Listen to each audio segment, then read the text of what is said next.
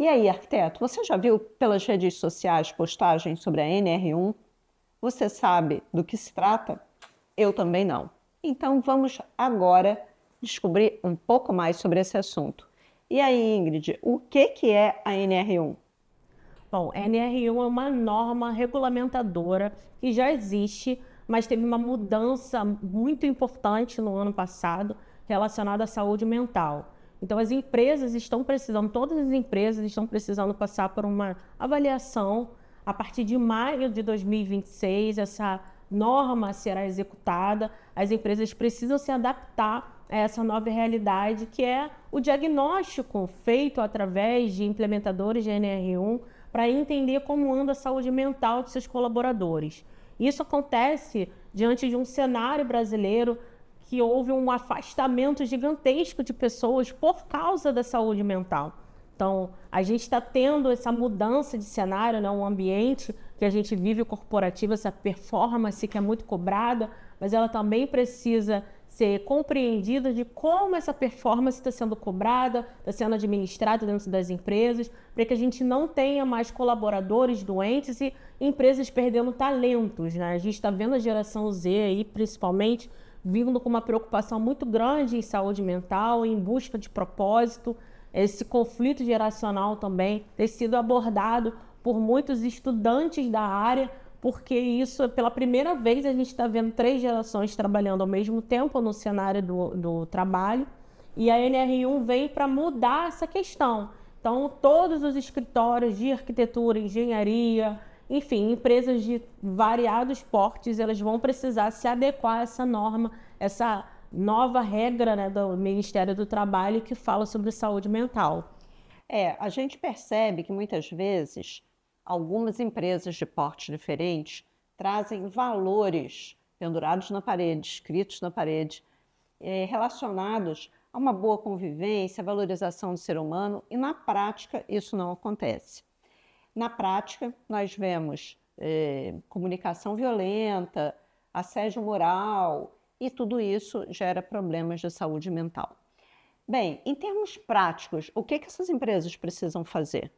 Então, em termos práticos, é importante que as empresas entendam que são 2 etapas distintas e super importantes para que elas estejam em conformidade com a NR1.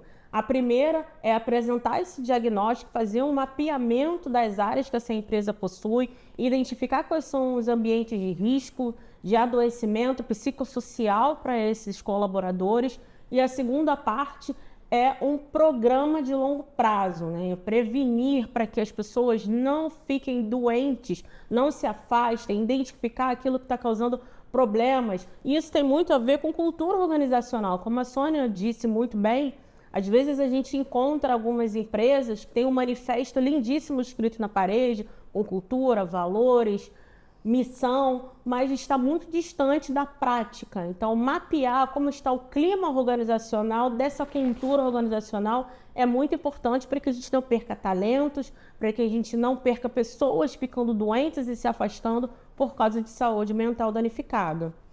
Mas as pessoas, os profissionais, às vezes, inclusive, já estão doentes, se mudam de empresa porque eles querem uma realidade diferente.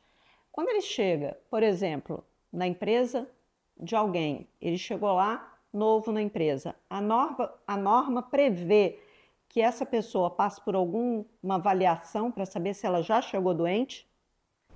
Esse é um assunto bem delicado. Isso varia de cada departamento pessoal, de cada recurso humano, mas não tem como prever e diagnosticar que essa pessoa já está com um problema. Por isso que é importante o diagnóstico e a prevenção a longo prazo, para que seja um monitoramento contínuo desses colaboradores e não seja somente um momento de exigência da norma. A saúde mental ela vai variar em vários aspectos, mas os profissionais do NR1 estão capacitados para identificar ambientes que podem adoecer os colaboradores, mas isso não garante que a gente esteja apto para identificar se essa pessoa está doente ou não quando ela chega na empresa, quando é contratada naquele momento. O que a norma exige da empresa é que ela não cause um problema, né? Ou que ela não seja um ambiente tóxico, mas não tem como a gente garantir que essa pessoa que foi contratada ela já está vindo com problemas decorrentes da vida pessoal dela. Bem, eu acho que isso é um complicador quando a gente fala do lado do empresário, porque esse profissional, existe gente do bem e gente do mal. E esse profissional que está na minha empresa, ele pode mais à frente argumentar que teve algum problema causado por aquela empresa. A norma prevê como a empresa se defender disso?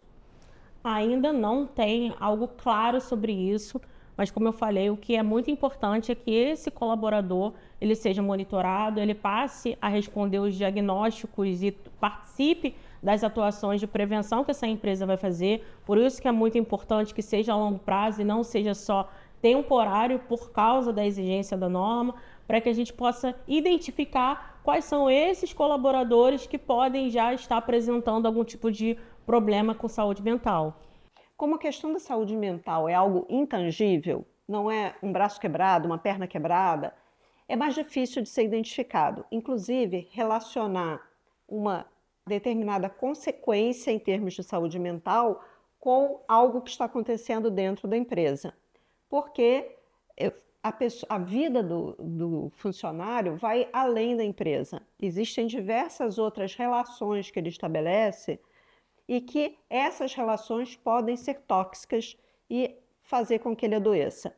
E, na realidade, isso vai levar problemas para dentro da empresa. Ele começa a ter a performance dele afetada por conta de uma questão na vida pessoal.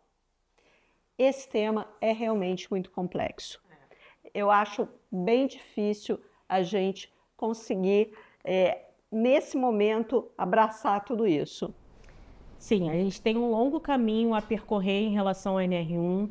A gente tem muitos desafios, principalmente no Brasil, mas o que eu acredito que seja mais importante pontuar aqui é que o empresário, o empregador, ele não pode obrigar a pessoa a fazer uma terapia, a buscar ajuda, mas o que a NR1 está exigindo nesse momento é que ele não seja um causador de problemas, ele não seja um ambiente tóxico para que esse colaborador fique doente. É claro que não vai impedir esse colaborador de ter problemas na vida 360 que ele tem, com casamento, filhos, faculdade, enfim.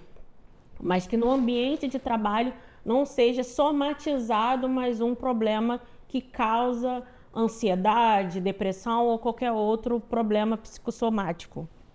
Mas a questão desse efeito na saúde mental, ele também não vai acontecer em função da própria personalidade do colaborador. Por exemplo, algumas pessoas não conseguem trabalhar sob pressão, outras trabalham. O mundo corporativo é um mundo de pressão, de prazos. Quando eu exijo um prazo do meu colaborador, pode ser entendido como algo que eu estou gerando um problema de saúde mental? Sim, e é por isso que é muito importante que o colaborador e o empregador tenham clareza na cultura organizacional que ele tem dentro dessa empresa que ele foi contratado ou que ele está administrando. Qual é o modo que você faz o que você faz? Porque quando ele entende que ele está entrando numa empresa que o ritmo é aquele, que a comunicação é daquela forma, ele tem a escolha de permanecer ou não. Ele entende que essa empresa é com aquele ritmo, é com essa personalidade. O que não pode é algo fake. Mostrar que ali é o país das maravilhas, que é tudo fofinho, bonitinho, rosinha e incrível, quando não é. Então, o que é importante tanto para o colaborador como para o empregador? Que seja claro na hora da contratação, mostrar como de fato a empresa trabalha, como é o dia a dia dessa empresa, a rotina, como é a liderança, o que essa empresa espera desse colaborador, para que a gente não tenha problemas com contratação e recontratação e esse colaborador entre numa empresa enganado. Bem, isso traz para a gente, arquiteto empreendedor, a importância dos processos de contratação, que muitas vezes é focado apenas numa definição de softwares. Se aquele funcionário que está chegando sabe ou não um determinado software, mas a contratação é uma via de mão dupla. Tem que ficar claro para o seu novo colaborador qual é o ritmo da empresa, como a empresa funciona, que características ela tem e qual é a sua expectativa em relação a esse colaborador.